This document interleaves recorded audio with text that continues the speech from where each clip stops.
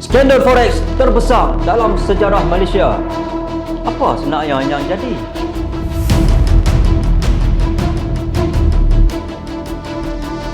Kali ini saya akan kupas tentang skandal yang menjadi sensasi di kalangan masyarakat Malaysia, iaitu skandal forex melibatkan Bank Negara Malaysia BNM antara tahun 1988 dan 1994. Sebelum kita kupas dengan mendalam, kita kena tahu dulu macam mana sistem mata wang fiat pada hari ini berfungsi dan macam mana BNM Bank Negara Malaysia boleh terlibat dalam trading forex ini. Baik, kalau kita tengok dulu-dulu 700 tahun sebelum Masihi, masa tu mata wang menggunakan sistem gold standard, iaitu mata wang kita akan ikat ataupun bersandarkan kepada emas.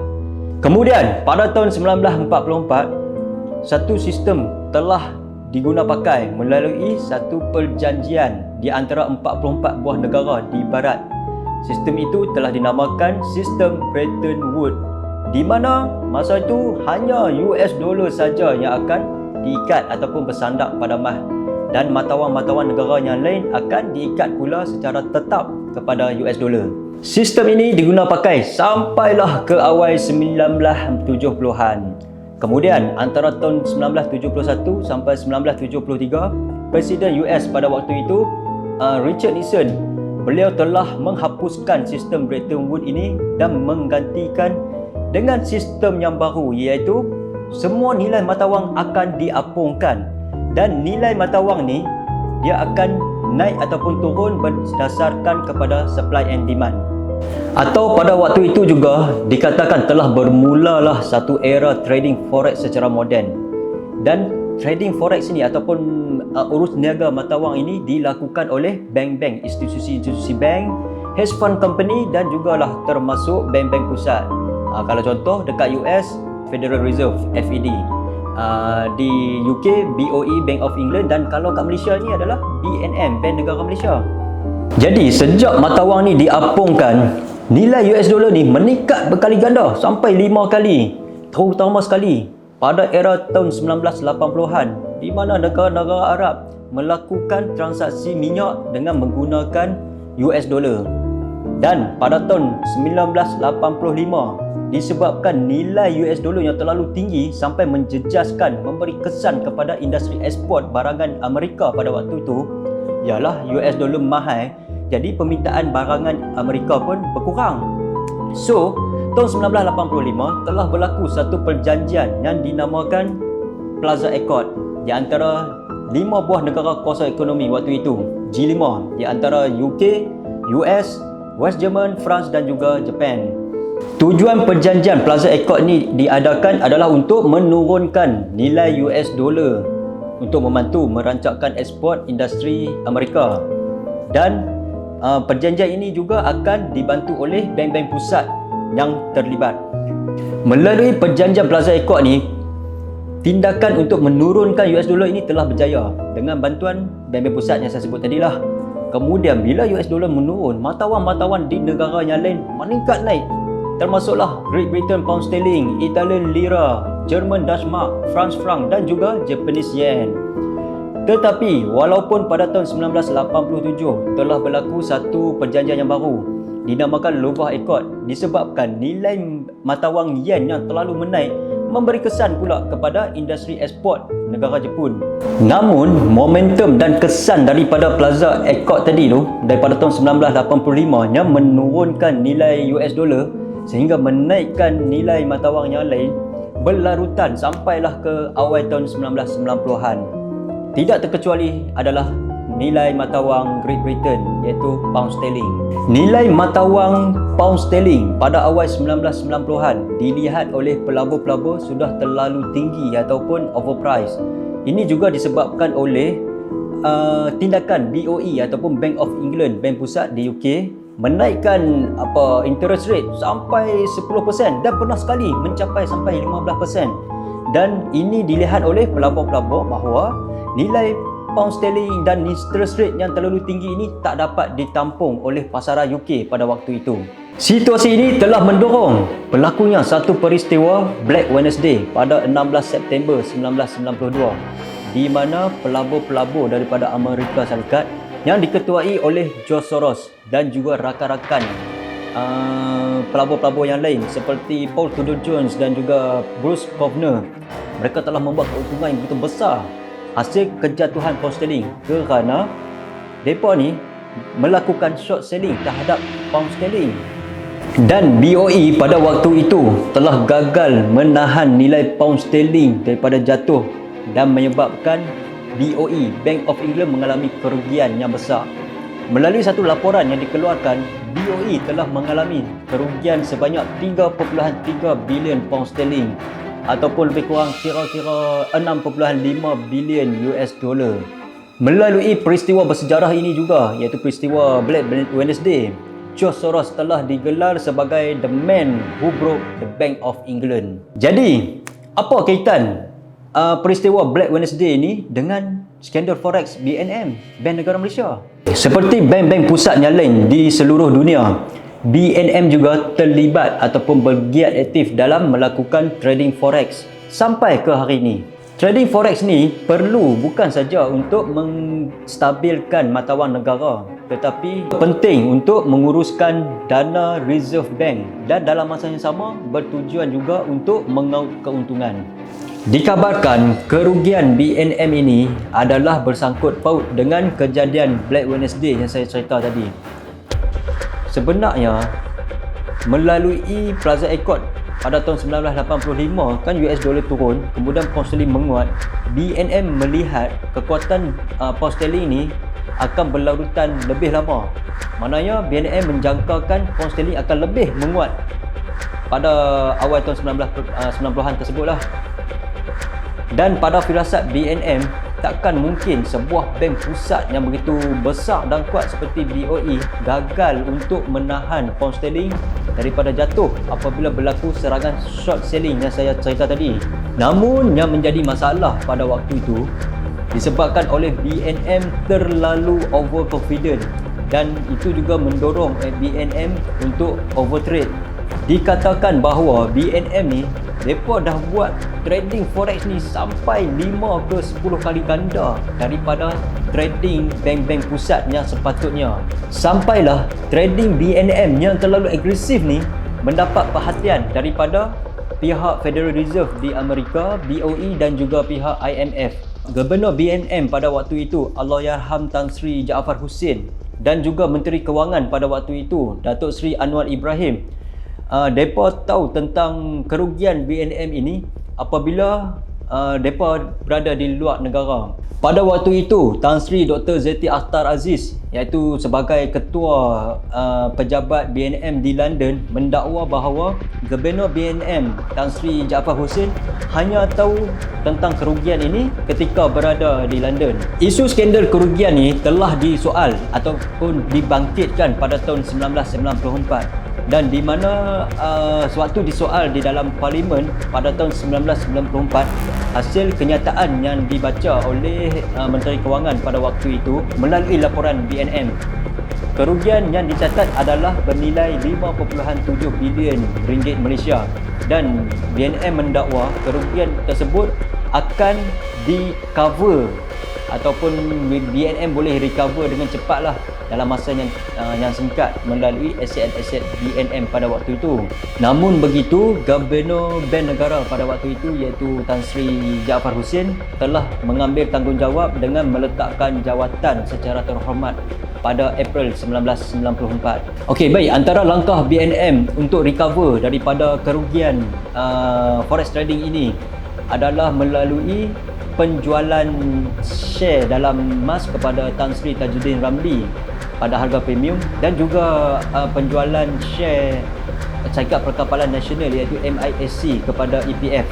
Dalam masa yang sama juga, pihak kerajaan telah memindahkan ataupun melepaskan pemilikan saham Telekom Malaysia dan juga Tenaga Nasional untuk dijadikan aset di bawah BNM.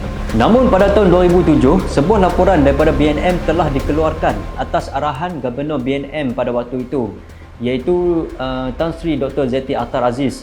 untuk melakukan siasatan semula terhadap kerugian yang dialami oleh BNM pada awal 1990-an tersebut. Melalui laporan ini telah menunjukkan bahawa BNM mengalami kerugian sehingga 32.1 bilion ringgit Malaysia, iaitu bersamaan dengan 10 bilion US dollar. Dan pada tahun 2017, sebuah RCI iaitu Suruhanjaya Siasatan Diraja telah ditubuhkan untuk menyiasat skandal forex ini.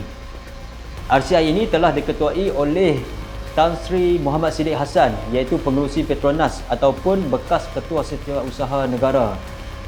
Dan beberapa orang saksi telah dipanggil, termasuklah Perdana Menteri pada waktu itu, iaitu Tun Dr. Mahathir Mohamad, Timbalan Perdana Menteri, merangkap Menteri Kewangan pada waktu itu, iaitu Datuk Seri Anwar Ibrahim, Gubernur BNM dan juga beberapa orang individu-individu penting yang terlibat dalam skandal forex pada waktu itu. Hasil laporan RCI yang telah dikeluarkan, hasil siasatan dilakukan dan kesimpulan telah dibuat, iaitu RCI mengatakan bahawa kerugian yang dialami oleh BNM hasil trading forex pada awal 1990-an adalah bernilai 31.5 bilion ringgit Malaysia. Yang mengherankan, macam mana BNM, Bank Pusat Negara kita, boleh mengalami kerugian lebih besar daripada Bank Pusat England, BOE, di mana BNM rugi sehingga 10 bilion US dollar, sedangkan BOE hanya mengalami kerugian kira-kira 6.5 bilion US dollar. Dan kerugian BNM ini telah dicatatkan dalam sejarah sebagai kerugian bank paling besar sekali pada waktu itu. Menurut salah seorang saksi, iaitu saksi ke-6 RCI, iaitu Encik Fizaman Nur, beliau merupakan salah seorang trader yang melakukan trading BNM pada waktu itu. Beliau mendakwa trading yang dilakukan oleh BNM terlalu agresif ataupun lebih ke arah bersifat spekulasi. Menurut beliau, seorang trader sepatutnya diletakkan takat ataupun limit hanyalah 30 juta US dollar dalam masa satu hari untuk melakukan trading. Tetapi pada waktu itu, atas arahan pihak atasan, beliau melakukan trading sehingga 800 juta US dollar dalam masa satu hari. Sepanjang siasatan RCI juga, salah seorang saksi yang dipanggil telah mengaku memberi arahan dan bertanggungjawab meluluskan trading tersebut, iaitu Tan Sri Nur Muhammad Yaakob. Beliau merupakan penasihat BNM pada waktu itu, merangkap juga sebagai chief dealer di dalam trading room di BNM. Beliau juga telah melepaskan jawatannya pada tahun 1994 kerana mengambil tanggungjawab terhadap kerugian yang berlaku. Namun, Tan Sri Nur Muhammad Yaakob juga merupakan individu penting yang membantu Malaysia menangani kemelut ekonomi pada tahun 1997. Beliau telah dipanggil semula untuk membantu Perdana Menteri pada waktu itu untuk menasihat bagaimana cara menangani krisis ekonomi yang berlaku di Malaysia pada tahun 1997-1998. Kerana krisis ekonomi yang berlaku pada waktu itu juga adalah hasil daripada tindakan pelabur-pelabur luar, seperti mana mereka lakukan pada mata wang pound sterling dan mata wang Eropah yang lain pada awal tahun 1990. Tapi pada waktu itu, tahun 1997, serangan yang berlaku adalah di Asia dan Malaysia tidak terkecuali. Atas jasa Tan Sri Nur Muhammad Yaakob dalam membantu Malaysia menangani kemelut ekonomi pada tahun 97-98, beliau telah pun dilantik menjadi Menteri Kewangan yang kedua di bawah Perdana Menteri kelima dan Perdana Menteri yang keenam. Baik, kita berbalik kepada RCI pada tahun 2017. Kertas siasatan telah pun diserahkan kepada pihak polis untuk pendakwaan. Tetapi pada tahun 2019, siasatan ini telah pun ditarik balik dan kes ini disklasifikasikan sebagai NFA ataupun No Further Action ataupun tiada tindakan susulan. Isu skandal forex BNM ini sebenarnya bukanlah isu penyelewengan ataupun songlap ke atau apa-apa seperti biasa kita fikirkan ataupun selalu orang dakwakan. Jadi isu ini adalah sebenarnya satu kesilapan ataupun satu tindakan yang tamak ataupun terlalu agresif sehingga menyebabkan negara mengalami kerugian yang teruk, ataupun kita boleh cakap tindakan yang memakan diri. Yalah, jika BNM menjangkakan pound sterling lebih menaik, kalau betul-betul naik, memanglah BNM akan mengalami keuntungan yang besar dan menguntungkan negara. Tetapi malangnya, risiko yang diambil oleh BNM telah menyebabkan negara rugi. Dan ini telah menjejaskan wang reserve negara. Okey, cuba bayangkan, wang reserve BNM pada hari ini berjumlah 103 bilion US dollar. Wang reserve BNM pada tahun 2005 berjumlah 54 bilion US dollar. Saya tak dapat data pada tahun 1990 berapa wang reserve BNM, tetapi kehilangan ataupun kerugian 10 bilion US dollar agak-agak daripada total reserve BNM pada waktu itu. Berapa agak-agaknya? Kenapa isu ini cuba ditutup oleh negara pada waktu itu? Pertama, ialah kerajaan pada waktu itu cubalah nak mengelak daripada keadaan panik ataupun persepsi yang negatif daripada masyarakat umum. Yang kedua, mungkin daripada sudut politik lah. Jadi faham-faham je lah kan. Atas dasar itulah forex trading menjadi satu benda yang tabu dan mendapat persepsi negatif di kalangan masyarakat. Kerajaan juga sebolehnya ingin mengelak daripada isu ini diperbesarkan. Bayangkanlah, trader profesional di bilik trading BNM pun boleh tercedok, kan? Ini kan pula orang-orang biasa macam kita kalau terlibat dalam trading forex. Jadi disebabkan itulah sebolehnya kerajaan mahukan rakyat ataupun masyarakat umum untuk mengelak daripada terlibat dalam trading forex. Pada kerajaan, mungkin kita biar sajalah bank-bank ataupun institusi ataupun bank pusat sajalah terlibat dalam forex trading.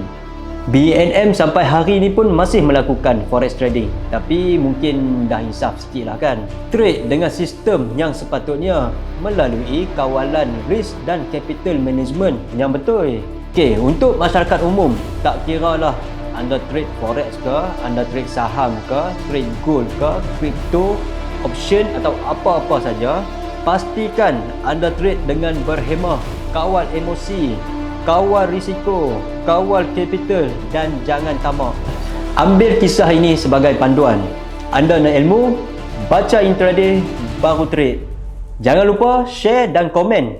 Bagi tahu tentang pandangan anda di ruangan bawah. Sampai kita berjumpa lagi insya-Allah. Assalamualaikum. Bye bye.